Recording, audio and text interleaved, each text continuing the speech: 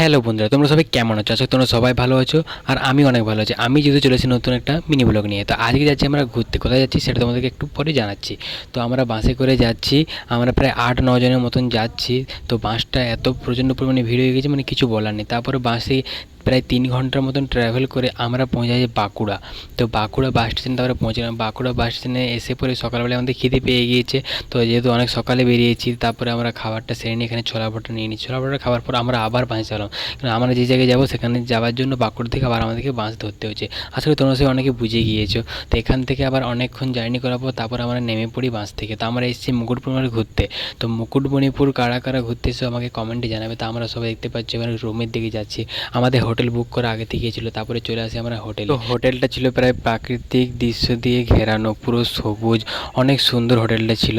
তো সেখানে এসে আমরা বলি চলো এবার আমরা আমাদের রুমের দিকে যাব। তো আমাদের রুমটা ছিল একটু লাস্টে। তো তারপরে আমরা ঘুরতে বেরোবো, সেটা তোমাদেরকে অন্য ব্লগে দেখাবো। তো ভিডিওটা অনেকদিন করে রেখেছি কিন্তু পোস্ট করা হয়নি, কী বলবো, এডিট করার একটু সময় পাইনি গাইজ।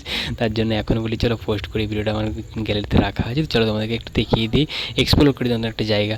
তো এবার আমরা বলি সবাই মিলে যাচ্ছি রুমের দিকে। তো চলো রুমে যাই। রুমে এসে আমরা একটু বলি চলো ফ্রেশ হয়ে নিই।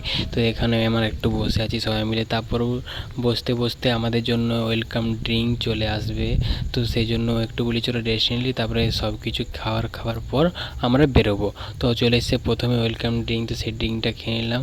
তারপরে চলে এসছে আমাদের চা আর বিস্কিট। তো সেই চা বিস্কিট খেয়ে বলে চলো এবার আমরা রেডি হব। তারপর আমরা রেডিটা হলাম, রেডি হয়ে তারপর বেরিয়ে পড়েছি এবার ঘুরতে মুকুটমণিপুর ড্যাম। আর কোথায় কোথায় বুঝি সেটা আমি তোমাদেরকে অন্য একটা মিনি ব্লগে দেখাবো। তো আজকের মতো টাটা বন্ধুরা, ভালো থাকো, সুস্থ থাকো। আসছে নতুন একটা মিনি ব্লগ নিয়ে, তোমরা সাপোর্ট করো আর ফলো করো আর সাবস্ক্রাইব করো। টাটা।